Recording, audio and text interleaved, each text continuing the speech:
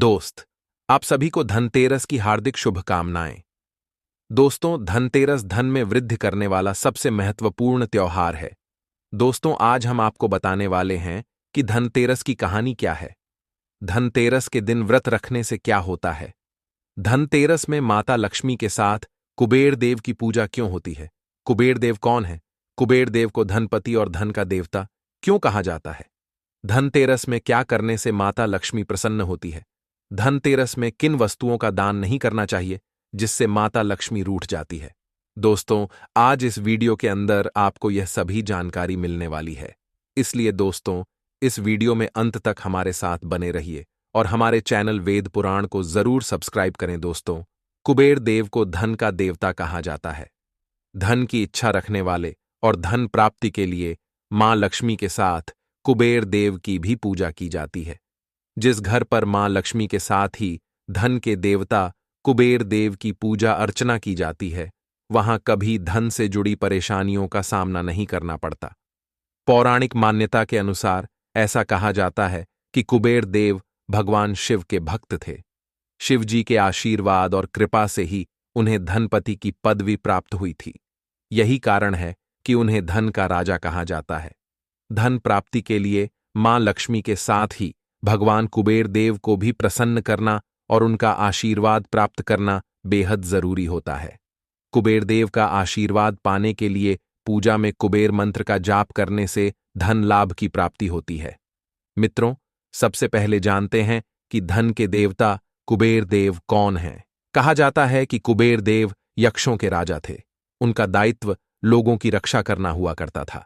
रावण, जो कि कुबेर देव के सौतेले भाई थे, रावण चाहते थे कि कुबेर देव लोकहित में कार्य न करें और उनकी बातें माने, लेकिन कुबेर देव सत्य का साथ देते थे, जिस कारण रावण के साथ उनका मतभेद था। कुबेर देव ने एक बार दूत के जरिए रावण को बुरे कार्य न करने को लेकर संदेश भिजवाया। इस पर रावण ने उस दूत का सिर अपनी खड्ग से काट दिया। जब इस बात का पता कुबेर को चला तो युद्ध छिड़ गया। कुबेर के यक्ष अपने बल से लड़ रहे थे, जबकि रावण की राक्षसी सेना ने क्रूरता का सहारा लिया, इसलिए जीत रावण की हुई। इसके बाद रावण ने कुबेर से पुष्पक विमान छीन लिया। कुबेर देव हिमालय चले गए और शिवजी की आराधना में लीन हो गए। कुबेर की भक्ति और तप से प्रसन्न होकर शिवजी ने उन्हें धनपति की पदवी दी। एक पौराणिक और रोचक कथा के अनुसार पूर्व जन्म में कुबेर जी एक चोर थे और मंदिरों से धन संपदा चुराया करते थे। एक बार चोरी करने के लिए कुबेर शिवजी के मंदिर पहुंचे। मंदिर में अंधेरा था और कुछ भी साफ नजर नहीं आ रहा था। उन्होंने मंदिर में धन संपदा को देखने के लिए एक दीप जलाया, लेकिन तेज हवा होने के कारण दीपक बुझ गया। कुबेर दीपक जलाते गए और तेज हवा के कारण दीपक बुझता गया। ऐसा कई बार हुआ। धार्मिक मान्यता के अनुसार रात्रि के समय भगवान शिव के समक्ष दीपक जलाने से शिव जी की कृपा प्राप्त होती है, लेकिन कुबेर इस बात से अनजान थे और धन चुराने की लालसा में बार बार दीपक जला रहे थे। कुबेर के दीप जलाने की इस लगन को देख भगवान शिव प्रसन्न हुए और अगले जन्म में कुबेर को देवताओं का कोषाध्यक्ष नियुक्त का आशीर्वाद दिया। इस घटना के बाद से ही कुबेर भगवान शिव के परम भक्त और सेवक के साथ ही धन के स्वामी बन गए। दोस्तों, आइए आपको एक राजा की कहानी सुनाते हैं।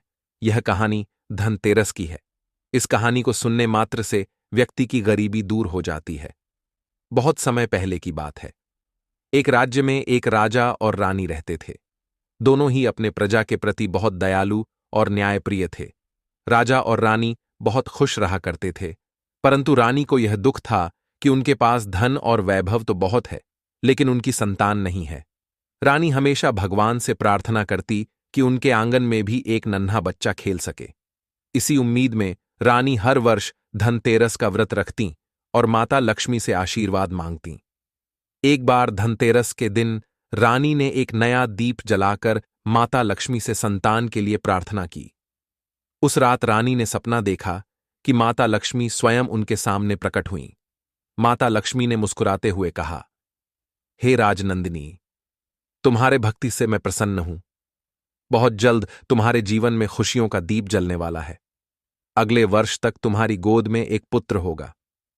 सुबह जब रानी उठी तो वह बहुत प्रसन्न थी और उसने राजा को यह सपना सुनाया। राजा को भी यह सुनकर बहुत प्रसन्नता हुई और दोनों ने माता लक्ष्मी का धन्यवाद किया। अगले वर्ष जब धनतेरस का दिन आने वाला था तो धनतेरस के कुछ दिन पहले ही रानी ने एक सुंदर पुत्र को जन्म दिया। राजा और रानी एक सुंदर पुत्र पाकर बहुत ही प्रसन्न थे।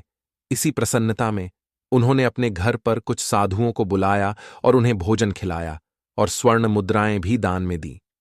सभी साधु खुश थे और राजा को आशीर्वाद भी दिया और उसके बाद सभी साधु प्रस्थान कर गए। पुत्र प्राप्ति के कारण सारे राज्य में धनतेरस का पर्व बड़ी धूमधाम से मनाया जा रहा था। उसी धनतेरस पर राजा और रानी ने पूरे नगर में स्वर्ण और रत्नों का दान किया, गरीबों को धन और भोजन दिया।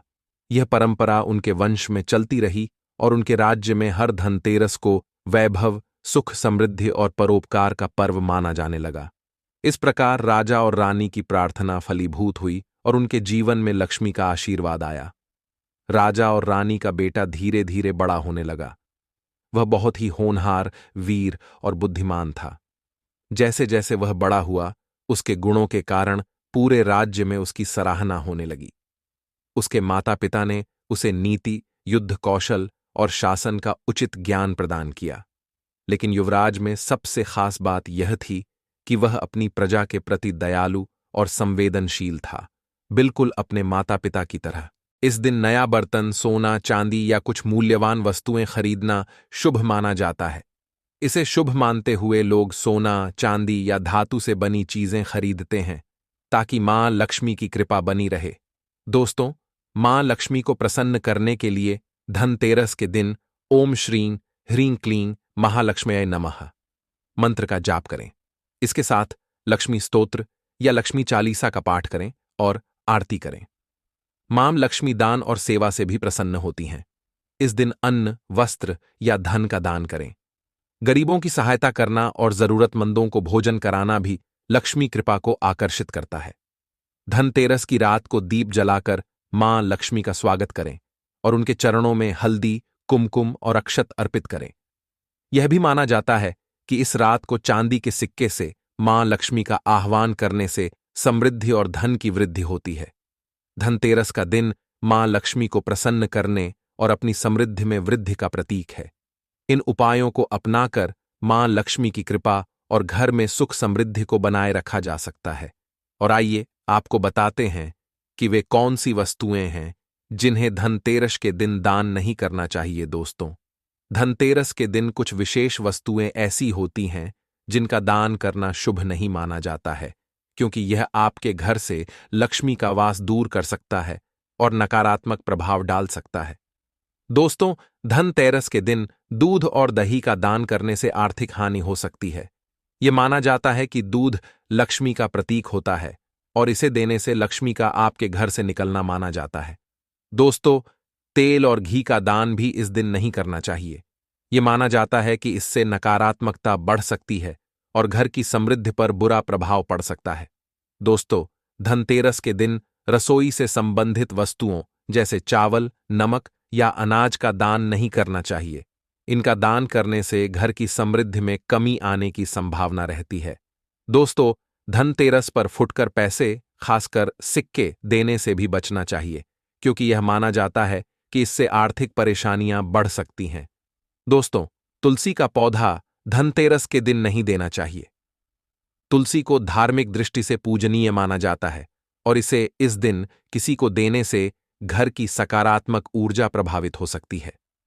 दोस्तों, धनतेरस के दिन इन वस्तुओं का दान करने से बचना चाहिए और सकारात्मक ऊर्जा व लक्ष्मी का स्वागत करने के लिए उपयुक्त वस्तुओं का दान करें। दोस्तों, इस वीडियो के माध्यम से आपको यह जानने को मिला कि कुबेर देव की लक्ष्मी जी के साथ पूजा करना क्यों आवश्यक है और धनतेरस में कुबेर देव की पूजा क्यों की जाती है और धनतेरस में माता लक्ष्मी को प्रसन्न करने के लिए क्या करना चाहिए, धनतेरस में किन वस्तुओं का दान नहीं करना चाहिए। तो दोस्तों, आपको यह वीडियो कैसी लगी हमें कमेंट में जरूर बताएं और हमारे चैनल को सब्सक्राइब जरूर करें।